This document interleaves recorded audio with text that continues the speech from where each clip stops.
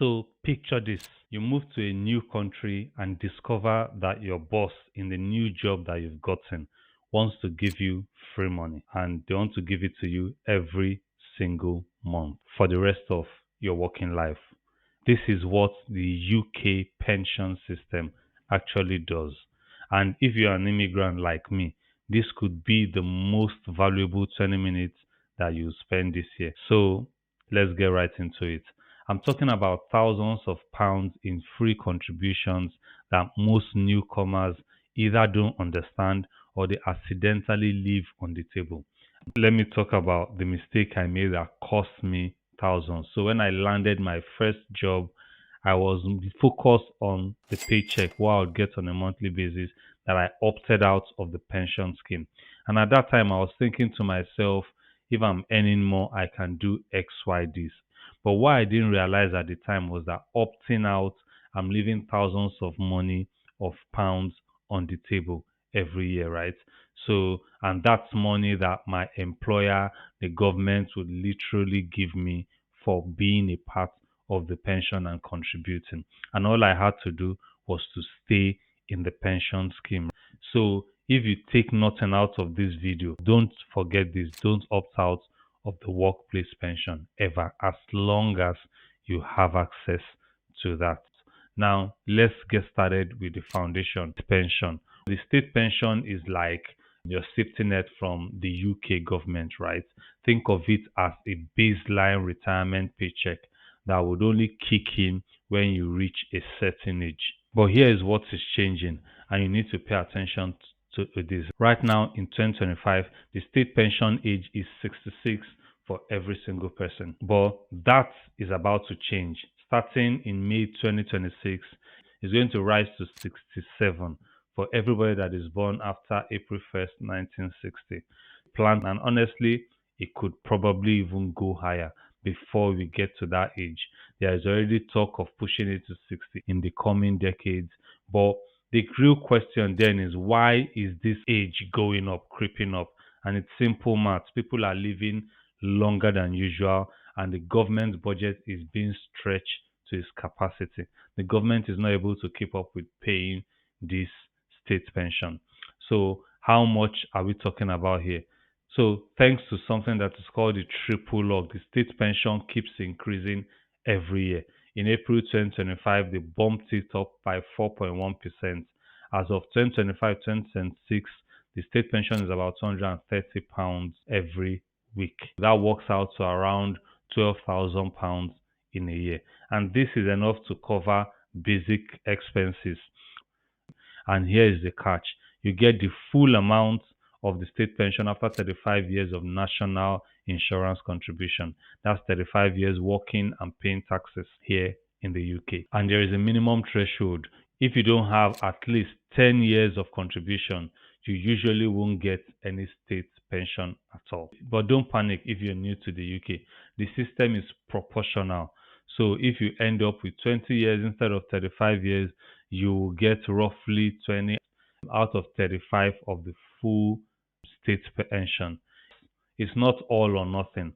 What you need to do here is to check your state pension forecast on the government website. It will be in the description on the screen. It's completely free. It shows exactly how many qualifying years you have and what you're on track to receive at the point of retirement. If you have gaps in your national insurance record, maybe you studied abroad, you took a career break, you moved to another country temporarily, you can often fill those gaps.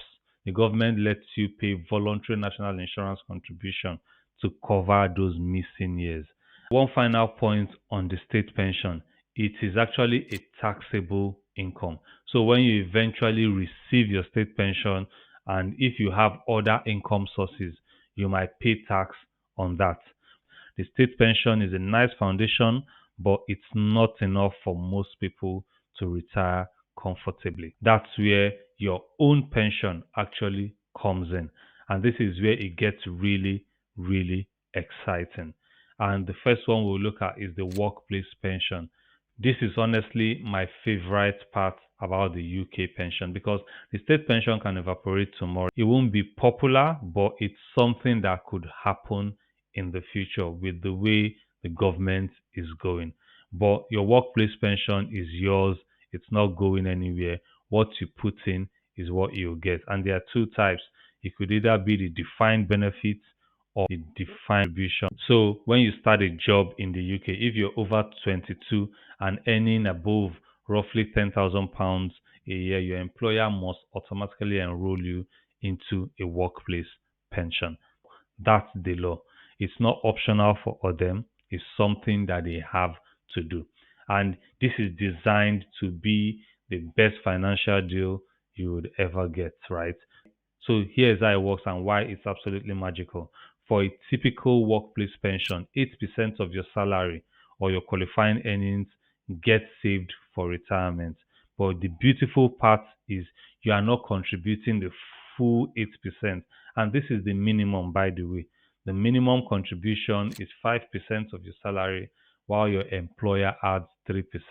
And then there is a government top up of 1% through tax relief. So let's look at some real examples, some numbers, right, to give you an idea. Imagine you earn £30,000 in a year and you are auto enrolled. Each year you contribute 2,400 into your pension. Out of that 2,004, you personally contribute only 1,2. Your employer chips in 900 and the tax relief that's added is about £300. So you get £2,400 saved for retirement, but it only costs you 1,200 out of pocket to make that contribution. That's 100% instant return on your money. Show me another investment that guarantees doubling your money immediately, right? You can't because it doesn't exist anywhere. Now, I know what some of you are thinking, but I could really use that extra money in my paycheck right now, especially with the cost of living. Trust me, I understand totally. Things are expensive, rent is going up, the mortgage rate, everything to live is absolutely expensive. And it might be very tempting to actually opt out. But please, please, please don't opt out unless shit has actually hit the fan and you can't survive without that. Because the extra 3%, the extra 1% from the government, if you compound that over time, over 30 years, that's tens of thousands, hundreds of thousands of pounds that you'll be leaving on the table.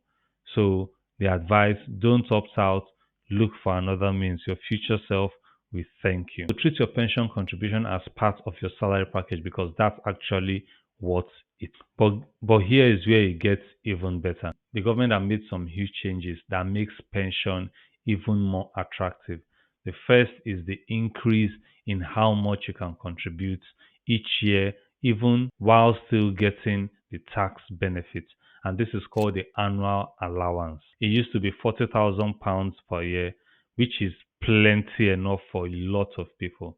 But from I think around 2023, it was raised to £60,000 per year. That means that if you ever get a bonus, a windfall, or your income jumps significantly, you can put more into your pension without losing the tax benefits. For high earners, there is still a tipper system that reduces the allowance. But even then, the minimum anyone can contribute has been raised to £10,000 per year. No matter how much you earn, you can always put at least £10,000 annually into your pension to get the full tax relief. Another change is that the government completely abolished the lifetime allowance in 2024, right? And this used to be a cap of roughly £1 million on your total pension savings before you would face extra taxes. But there is no lifetime allowance cap at the moment. Hopefully, this Labour government or future government doesn't bring that back. For young people, 1 million might sound like, oh, massive amount of money. But for anyone staying in the UK long term and saving consistently, it's not impossible to reach 1 million, especially if you were enrolled from a young age and you keep increasing your contributions over time and let compounding growth do the magic for you over. The government is actively encouraging people to save more money into pension. So as an immigrant that's building wealth, don't hold back. If you get a pay rise, if you get a bonus, consider increasing and contributing to your pension, right? You get tax relief on those extra monies too, right? And it's very, very important that we do this. For basic tax rate payers, every £80 you contribute becomes £100 in your pension. For higher rate taxpayers, you can claim as much as 40% total relief. It's like the government is paying you to save for retirement because that's exactly what they are doing. So, when can you retire? Right? That's the next question we want to tackle. When can you actually get your hands on this money? We already covered the state pension, right? It starts at 66, rising to 67 soon. But your workplace pension and personal pensions are completely separate.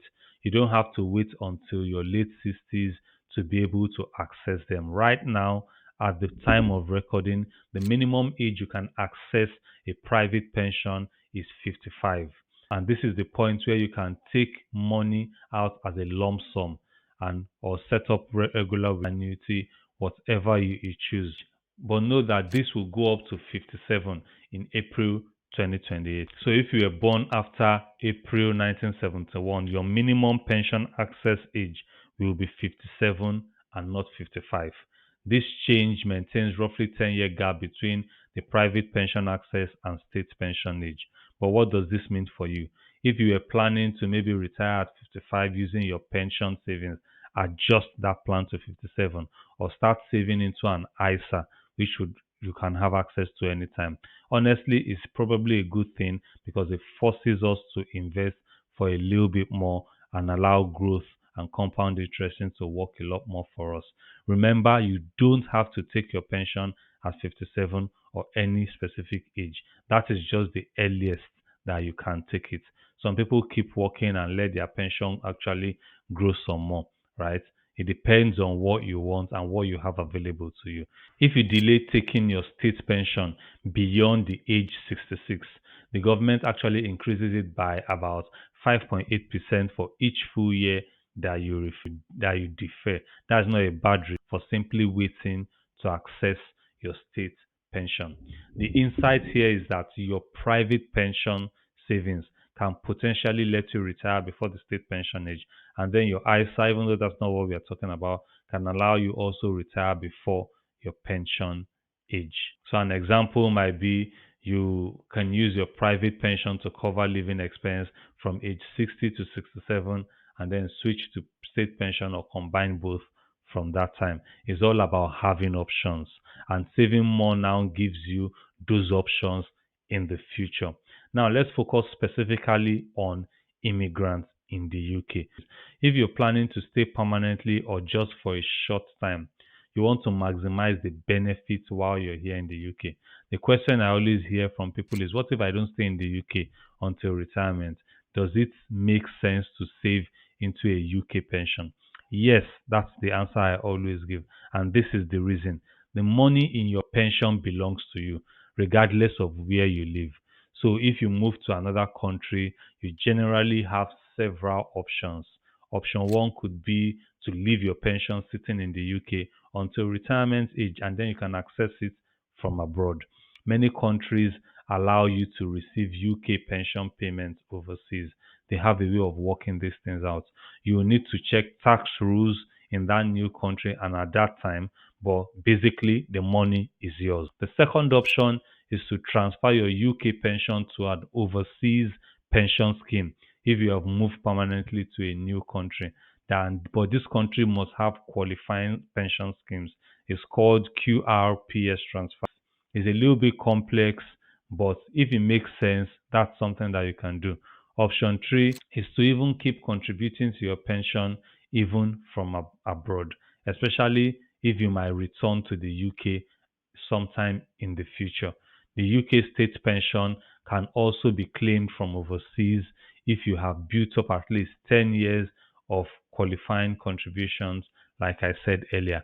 But there is one catch. The annual increase are only given to those in certain countries with social security agreements, EU, the US, and there are some other countries. But there are some other countries that don't have this agreement in place, countries like Canada and India. So your pension will get frozen at the amount that you first claim it. If you are in these countries, you won't benefit from any increase, the triple lock afterwards. Now, for qualifying for state pension as an immigrant, since you might not be working your entire career in the UK, it's crucial to have that 10 years minimum contribution if you're working in the UK as at today, so that will give you a chance to at least access something. So if you arrive in your 20s, 30s, plan to stay at least a decade, and then you can access the state pension if it's still available at the point of retirement. And if you're not sure that you'll be staying that long, one strategy or something you can do is to pay voluntary national insurance for a few years after you've left, just to reach that minimum 10 years. It might cost a few £100 per year, but if that secures you a partial state pension later, it can be worth thousands in return. For those that are splitting careers across countries, there is also good news. Many countries have agreements to coordinate pensions with the UK. EU countries count years towards each other's system. The UK has agreements with countries like US, Canada, New Zealand, others, where your working years usually are not just lost. You might just end up with multiple smaller pensions from different places. But the most important thing is to keep record of where you paid your contribution, research the rules for each situation because these things change, right? Now, for young and mid career professionals who moved here, you might feel behind UK born peers. You can absolutely still have a solid retirement savings. So, this is what you have to do. First, always contribute enough to get your full employer match. Never miss out on free employer money. Second, once you are financially settled, consider increasing your contribution at the default 5%. Bump it to as high as 10% as much as possible. If your organizations will match that as you go up, all the better. And your future self will absolutely thank you for that. Third, keep an eye on those contribution limits, right?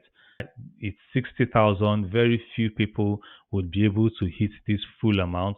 But if you can, you want to keep an eye on it and you don't want to exceed because it's going to be costly. Fourth would be to consolidate old pension pots as if you're working multiple jobs in the UK or you're moving from job to job because it can easily lose track and there are literally millions of lost pension pots in the UK. Don't let yours be one of them. You can use the government pension tracing system to find old ones and then transfer them into your current scheme or maybe a personal pension, right? This makes everything easier to manage and to track. And speaking of tracking, there's something that is exciting that's coming. The UK government is looking to launch the pension dashboard. This will let you see all your pension pots and state pension forecast in one place in a single login, right? Imagine logging in and seeing you have X amount in your current workplace pension, Y in some old pension, and your state is this amount.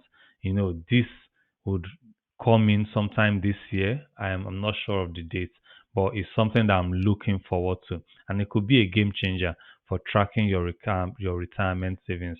One final tip for immigrants is while you're a UK resident and paying UK taxes, you get UK tax relief.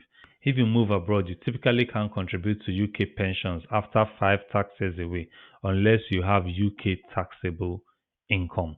So if you know you're living in a year or two, maximize your contribution while you're still here to take advantage of the free money. So what about some updates and future changes that we can expect? Because the pension world keeps evolving. The government has been busy making changes left, right, center to help people save more and sometimes maybe not so good changes, right? But let's recap the key updates and preview what's coming next. Auto enrollment expansion. There is a plan to include younger work and count contributions from the first pound that they've earned, right? Currently, auto enrollment starts at age 22, and only earnings above roughly £6,000 count towards contribution. So that would change. The government has the power to lower the age to 18 and remove the earnings threshold.